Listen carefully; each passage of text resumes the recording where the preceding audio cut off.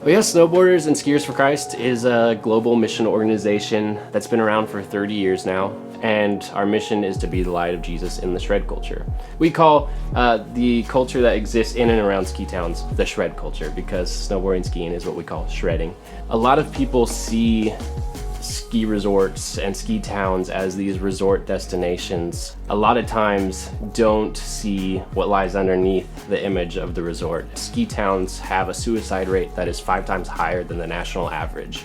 People are often going to ski towns to run away from their problems, thinking, I'm gonna go to this paradise where everything's gonna be better, all my problems are gonna be fixed, and end up searching for fulfillment in empty places.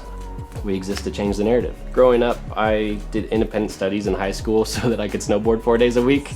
From probably the age of 13 on chairlifts, being offered cigarettes, weed, alcohol by people that were in their 20s that were so heavily consumed by the culture and the darkness.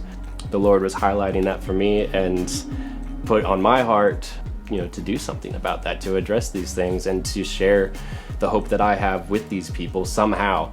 I found out about Snowboarders and Skiers for Christ when I was about 19 and fell in love with the community that existed around it, hearing testimonies and stories of what people were doing all over the world.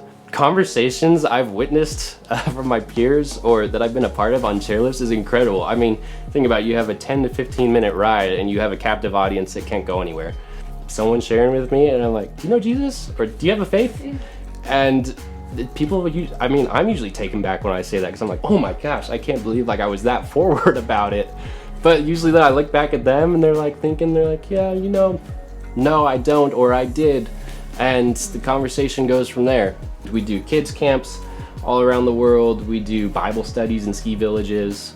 Here in Whitefish, locally, we actually do the wax nights. So every other Wednesday night throughout the winter, we open it up to the community and you can come get your snowboards, your skis waxed for free and get a free meal and just experience community that's different than the community that they're experiencing in bars every night or on the mountain all the time.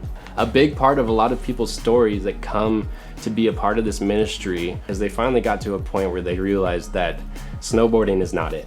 It's not about the snowboarding for them at all. For me, it was in a hospital bed with injuries that meant I couldn't snowboard for a long time, and doctors even telling me I should never snowboard again.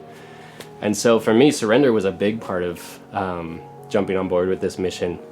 Came to a point in the hospital bed where I was like, all right, it's not about the snowboarding. It's, I grew up in this culture. God has shaped my heart towards these people. I care for them so deeply and want them to know Jesus. And it doesn't matter if I have to do that from the base lodge one day. We would love for people to come be a part of the outreach events that we're doing. Show up on Wednesday nights and just sit down and talk to people. You don't have to be a 20-something ski bum. All ages are welcome to our wax nights. You can also support Snowboarders and Skiers for Christ financially. We do raise support for a lot of things. Locally, we raise support for gear to do wax nights. We do a lot of dinners. We go out on the mountain, serve a lot of food.